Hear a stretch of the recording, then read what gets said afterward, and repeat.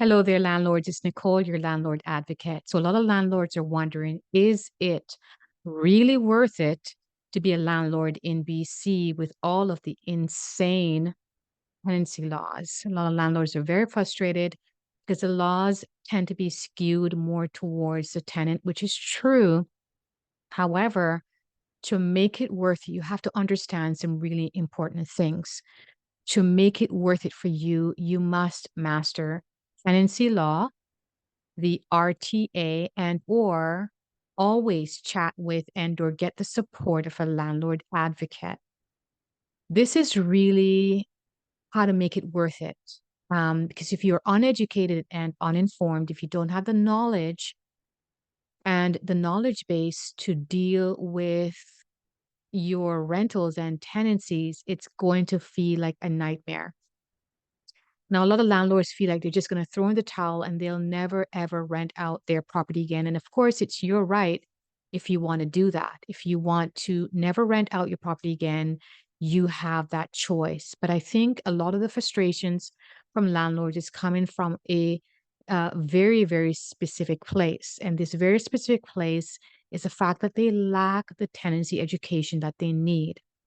So I want you to think about this. You have to be as informed and or as educated as an arbitrator. So if you challenge yourself as a landlord to expand your knowledge base to that level, it is going to make a world of difference for you.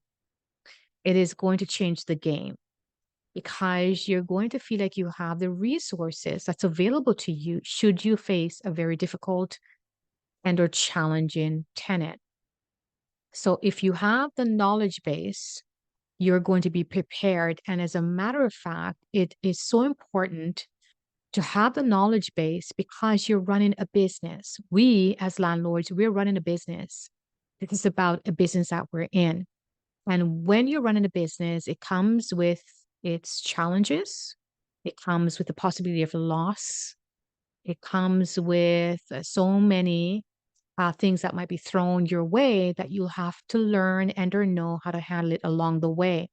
So by and large, even if the laws and or the interpretation, I should say also of the law tend to be more favorable to a tenant and or the tenants, the landlords are usually losing because we are not educated enough. We are not informed enough. We don't know how to enforce our rights enough. And by and large, the number one weakness of almost all landlords that I come across, and I was there too, so I know exactly what I'm talking about, is the fact that we don't enforce our rights enough. We don't enforce the law enough because we don't know how to enforce the law when we don't have the knowledge base. So it should be that as a landlord, you know exactly what to do if you have to serve a notice for unpaid rent. You know the moment you serve the notice, exactly what's going to happen next or what to expect next, and you know it up to the enforcement level.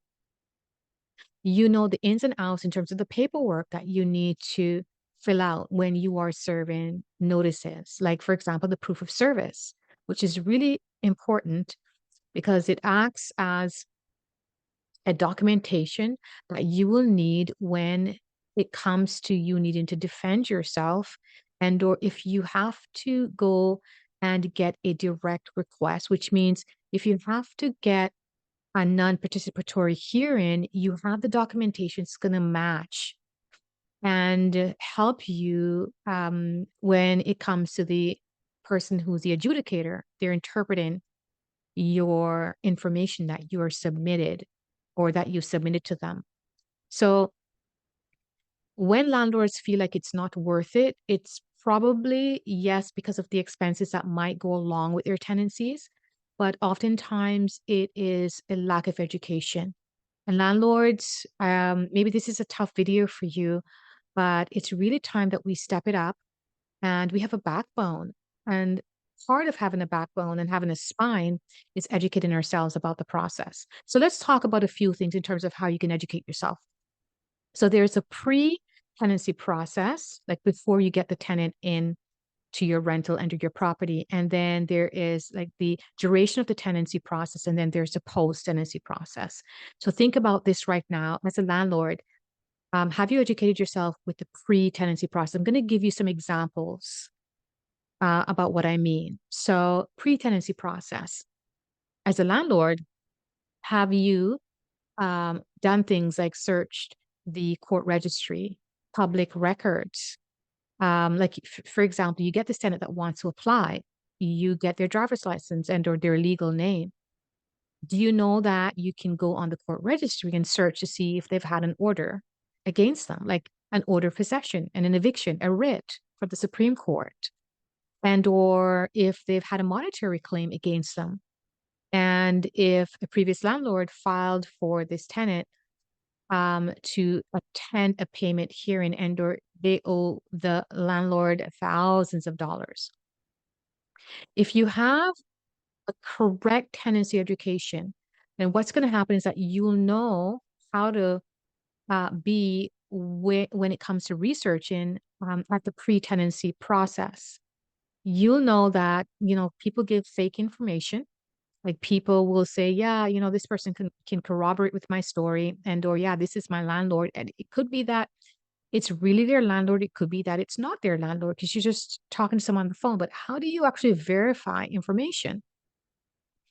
You do this through a process, and one of the key places that you can go to find information that might be beneficial to you as a landlord is searching the court registry by far. If I had known that, if I did that, I would have not encountered an extremely toxic, just absolutely batshit crazy tenant who then began to withhold the rent and really it was thousands of dollars later because after I began to really educate myself and began to do the research, she was on the court registry. See? So one of the tips in terms of pre-tenancy is going to the court registry. It could be that they're on there, it could be that they're not on there, but there are other tools that you should be using before you sign on the line to come into a legal agreement with this person. Okay. 3 and or 4 and or 5 pay stubs, as an example. You call the employer. Like some of the landlords are saying to me that they don't even have a tenancy agreement. Again, a lack of a proper education about how to be in a business, which you are, and how to handle a tenancy correctly. So, okay, so there's a pre-tenancy process, and now you're in the actual tenancy process. So let's talk about that. When you're in a tenancy process, all of the conversations that you're having with the tenant should be considered a legal process. This is because should you need to refer to those conversations, like you need to actually come up with documentation during a hearing, you're going to have to prove it. So a lot of landlords, when they're in the duration of their tenancy, they're doing things like messaging the person on WhatsApp. And of course, I rant about this quite a bit because landlords just need to stop that. So messaging on WhatsApp and or sending a text message about whatever, and all of the conversations are just happening during on social media platforms like in Messenger and or WhatsApp and or just text message. When it comes to a legal process, the way to protect yourself as a landlord and your investment is to have professional conversations with the tenant and to have everything in writing. It's to have documentation, for example, via email. So if you've had a verbal conversation with this tenant, it should be that you're following up with a written conversation by email with this tenant. So per our discussion, and then you talk about the details that is related to your conversation. It shouldn't be that you're making any agreements with this tenant and or you're having a conversation, you're not following up by email just because you want to document the process. And you should know how to handle your tenancy if anything, any challenges come up like lack of payment of rent and or damages and or additional occupants, unauthorized occupants.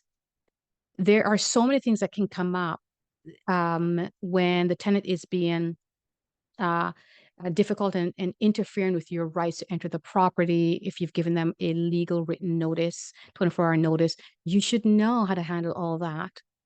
And part of the duration of the tenancy process could include the fact that either you have to take the tenant um, to court, and or they have to take you to court, and then you have to enter into this dispute process with the RTB and the arbitration process. So, how do you know how to prepare for all that? Education, education, education. You have to keep filling yourself with as much information as possible around the tenancy laws. And by the way, a lot of landlords, they feel really bad about this, but you don't really feel bad because I was there before as well. But I just want to hold us accountable now. Um, and I should also say that there are a lot of lawyers who don't even have the education, the tenancy law education either.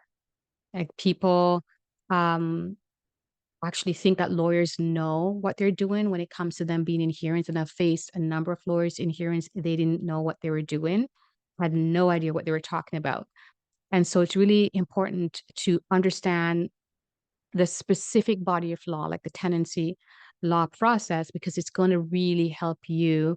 Even if you're working with someone like myself, who's a landlord advocate, it's really going to help you know kind of like how to handle your tenancy. Then there is the possible process where you might have to, for example, evict a tenant through a writ and or with a bailiff. And you have to know, what happens with that. Like what happens when you serve an order of possession? Uh, you need to know that. What happens if I have to serve a monetary order? You need to know that. What happens if I have to get a writ? You need to know that. What happens if I have to get a bailiff? You need to know that. So what happens if I have to, for example, enforce my rights at the court level? You need to know that. So after you've gotten, for example, an order of possession, you're like, literally you're done with RTB. Like RTB is like, we've done our job, we've given you the order of possession. It's out of our hands now. Or they might have given you a monetary order and they're going to have sort of the same type of like behavior towards you. They'll be like, you know what, we've done our job, we've given you the tools, we've given you the monetary order. Now you need to figure out how to enforce it. And a lot of the landlords are like, what do I do? How do I do this? What do I do next? You see? So it's not that you need to be perfect with how you are with your tenancy. You have to have a certain body of knowledge that's going to protect you as a landlord. And this is what I keep telling landlords. You have to protect your investment. You have to legally protect yourself. And having the knowledge base is really crucial and really, really important. So there are three bodies that you have to learn when it comes to these governing bodies and what they do. So, body one, the MLAs, the politicians.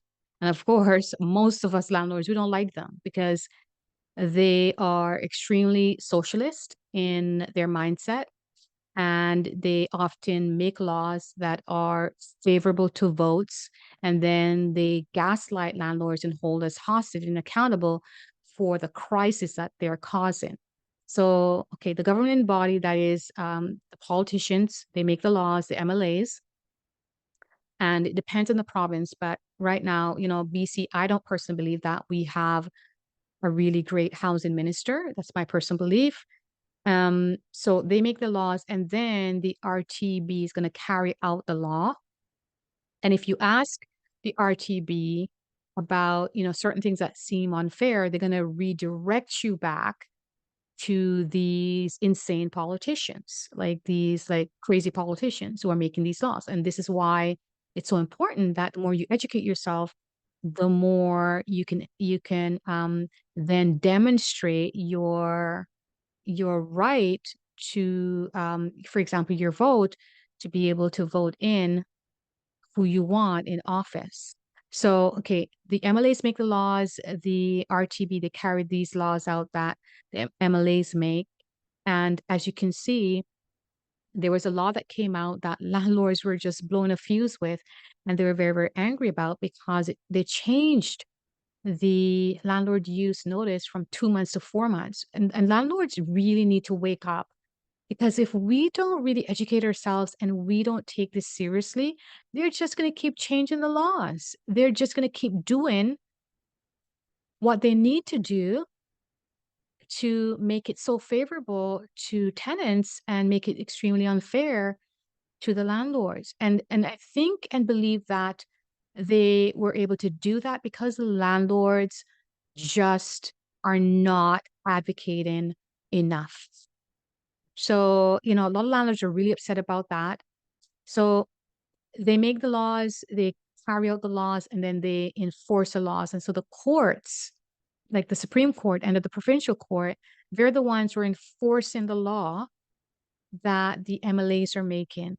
So as a landlord, these governing bodies are really important to our investment, to our tenancies. And it's not just signing a piece of paper with this tenant. A lot of landlords would just think, I'm just going to sign this tenancy agreement. When you sign it, it's a legal document that the MLAs made, right? That the RTB is then presented to you. So it's really, really important that you know and understand this legal process, and then how to actually protect yourself with this legal process. Everything you do with a tenant is a legal process. I want you to think about that and get into that mindset. Everything that I do with a tenant is a legal process. So this is why it's so crucial and important. Now, the more you listen and learn and get informed, the more you're going to then have the knowledge base to protect yourself should anything happen. And I really want landlords to just be as educated as possible. And nowadays, what landlords are doing is that they are actually calling me and they're consulting with me before they actually serve a notice because they understand how crucial, important, and critical it is before they make that step. And I really believe that more landlords need to put themselves into a practice of consulting with someone who can have a conversation with them about the possible consequences, the possible processes, and or what could happen, when you begin to go through this process, when you serve this document. Okay, what to expect when you serve this document. So, for example, what to expect when you serve a 30-day notice for an end of tenancy. You need to know what to expect if you're faced with a hearing, what needs to happen next. And you have to have an entire strategy that's planned out before you serve the notice. So, if as a landlord, you are thinking about serving a notice, whether it's a 10-day notice, a 30-day notice, a 4 months notice, for landlord use, etc., it should be that you are picking up the phone and or sending an email saying, I'm thinking about serving this notice. And if you're listening to this, I'd like for you to pass this along to as many landlords as possible. They should actually have pre-notice consultations at this point, just to make sure you have the correct strategy, just in case anything might come up along the way.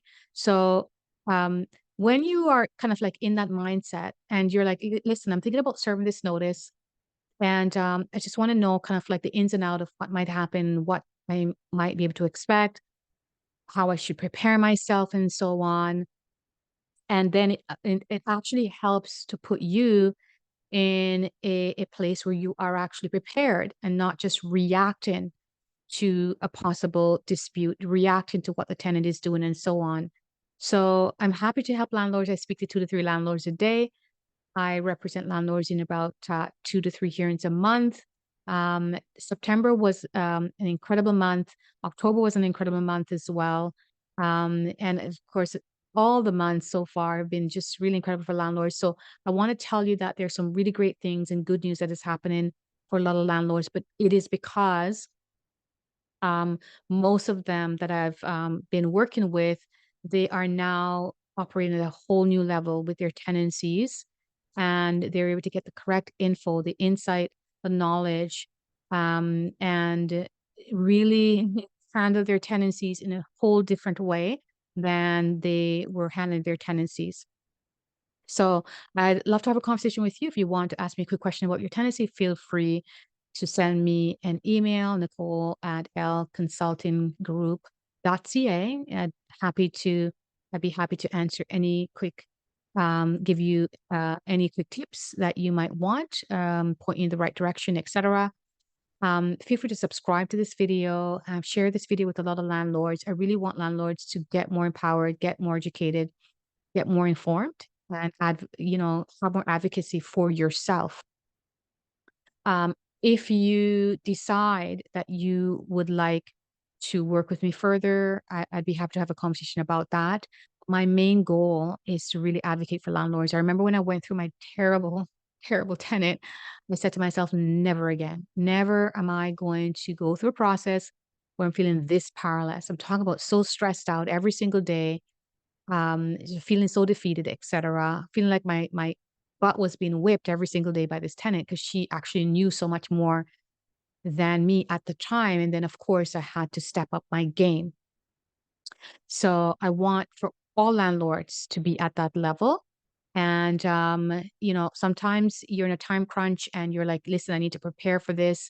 I need your help. And, or just want to ensure that this process is going to go a certain way and I need your help. I'd be happy to assist you as a landlord if it's a good fit. So feel free to reach out to me as well. So thank you so much for watching, everyone. Until next time, talk again real soon. Bye, everyone.